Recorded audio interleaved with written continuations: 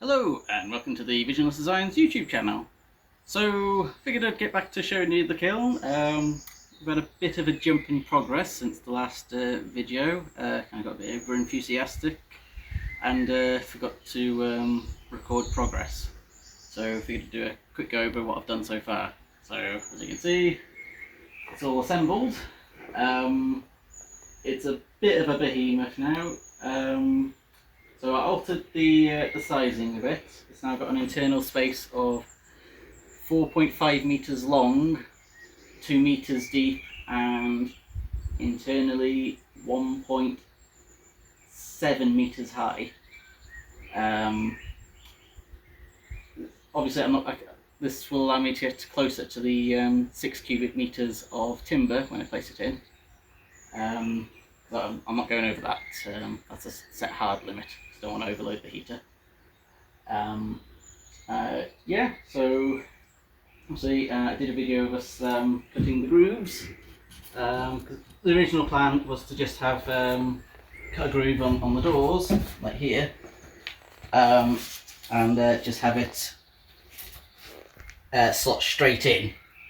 But then that would only give it one face to seal on, whereas this way, obviously, it's pressed against there and pressed against there, so it's got a much better seal. And then we've got the overlap here, so this door goes in first, and then the next door goes across and slots into there as well. I made a slight error when I did this because I didn't do it quite deep enough. So if you plan on doing it yourself in future, it's better to make sure this slot meets up with that one. Obviously after I'd done the slot on the door, and I realised the mistake afterwards, and it would have been quite a bit of a pain for me to redo this. So it should be fine.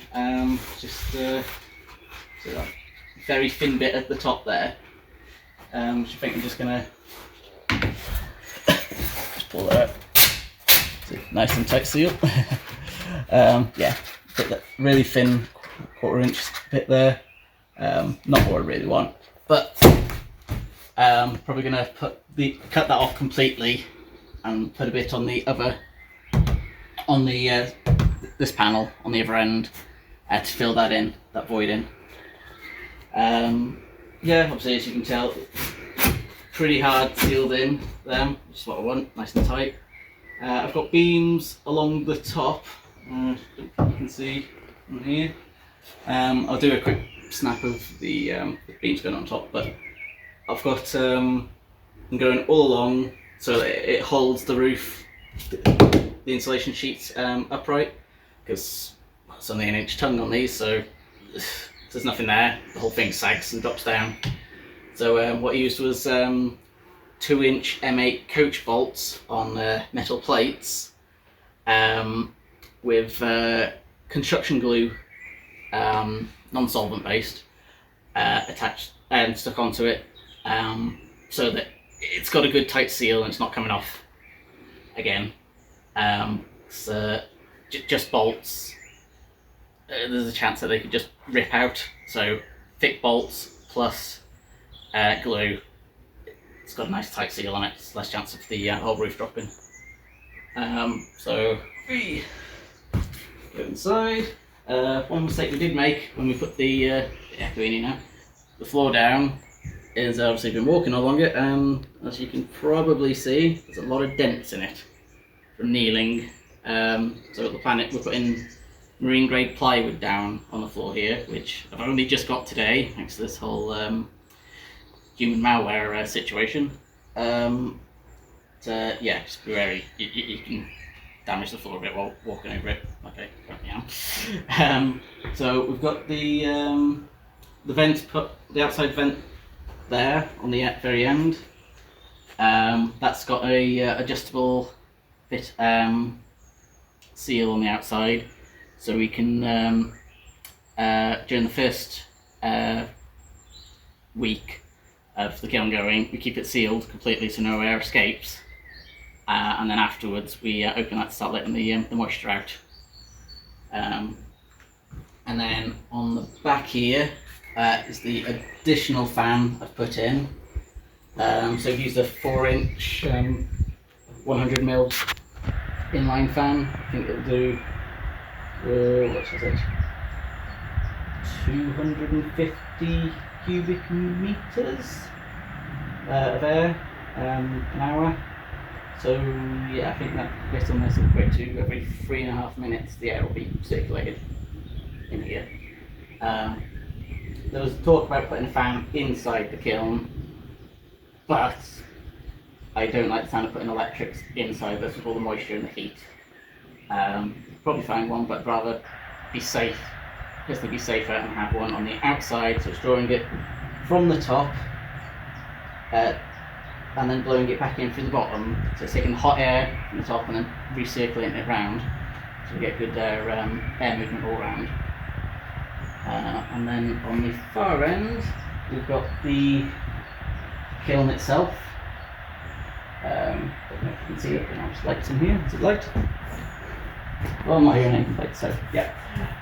So we've got the heater at the bottom and the back there. So yeah, that's going to be blowing in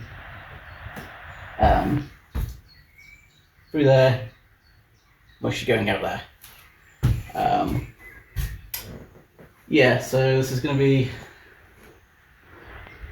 fit quite a lot in here, to be honest. The usual bench slabs I buy, so they're 50mm thick and what would be 400mm wide. If they were 2 meters long, I'd get 220 of them in here. So yeah, a lot of space. We'll be getting one load of hardwood done and one load of softwood done a year, and then the rest of the time we'll be hiring this out to other people.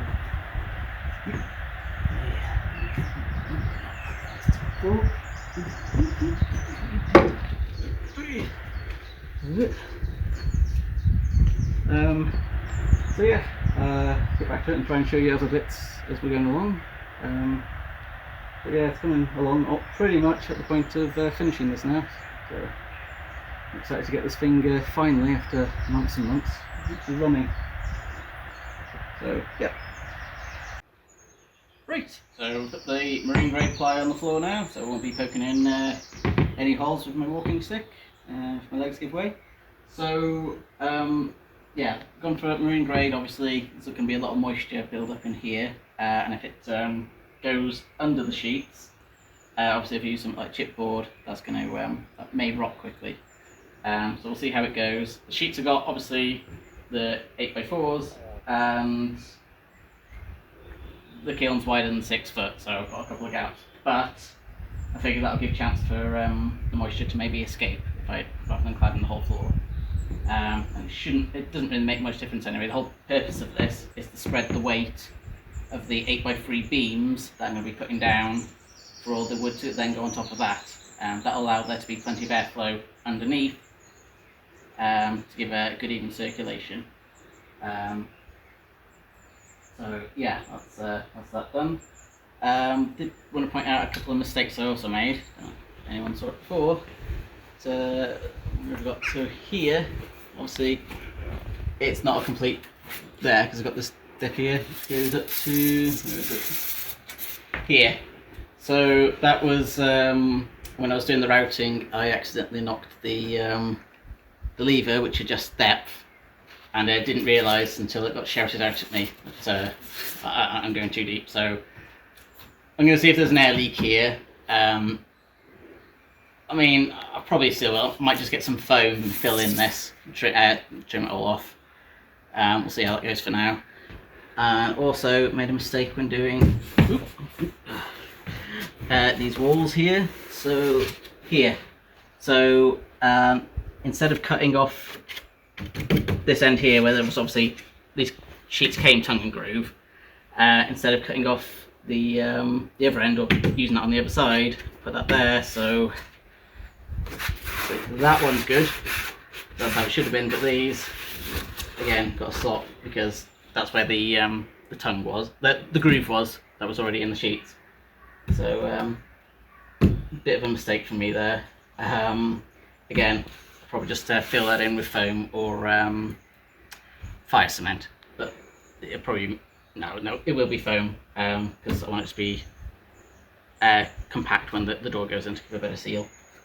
I will be putting fire cement on the like the vents, so they've been filled with expanding foam. But again, as an extra, don't want any air leaks. I'll be sealing all around the edges with the fire cement on all of them, just to give that extra bit, and any seals where there might be a little bit of a gap. I don't know. Oh, so yeah, like there, where the sheet was damaged. Technically it shouldn't leak again because you've got a good tongue in there, but I don't want to be taking any chances with this because any potential holes could be losing a hell of a lot of heat, and the electric will skyrocket for it. So you know, make sure there's no leaks in this at all. So yeah, right, get back to it then. Right, so if I could quickly show the roof area of the inside, still needs a bit more doing, but so 2 beams on the very end, so this one and the one on the far end, these are basically clamping down the roof onto the walls. If you can see them there, so that's the top sheet there. So the beams levered off the wall, off the roof there. Yes, I could have done a better angle, but it's more of a it's good enough. So that's levered down there and then screwed down this end. The roof will not lift up, so it's always got a good tight seal. And then all the ones in the middle, as I said earlier, you have these metal brackets which are screwed down and glued down. So they're going to be a permanent fixture on the insulation, but I can still take the beams off and screw the beams. So they're going to hold it down, hold it up. These are holding it down, they're holding it up. And also I'm going to put some still umming and ahhing, might be some beams or something that's quick and easy to put in to keep the door pushed tight in as well, because of how high the door is, it tends to bow out a little bit in the middle. So I want to put something that just, again, beams that I can just plop in, lever up, clamp on, and then the door's permanently sealed in. So, well, not permanently, it's sealed in tight. I don't know if you can see up here, we've also got beams like this here. These have all been pushed tight against the insulation to keep all the walls straight and level. So it's all clamped in all the way around. So I haven't used the screws that I originally said I was going to. If I had this in a in an open workshop rather than like I've got here, I would have used the screws, but as it is at the moment, I'm just clamping it all tight with the beams all the way around it, so it's all keeping all the insulation nice and tight. Right, get around and find something else to do now. Right, thanks for watching. I hope you enjoyed the video and found it informative. Please check out the visionlessdesigns.com website, where you'll find links to all the products I make, as well as my Etsy, Instagram and Facebook pages. Don't forget to subscribe as well, so you don't miss any future videos I do. And like ratings will go a very long way, apparently. Apparently they're really good like cookies. Thank you very much, and hope to see you in future videos.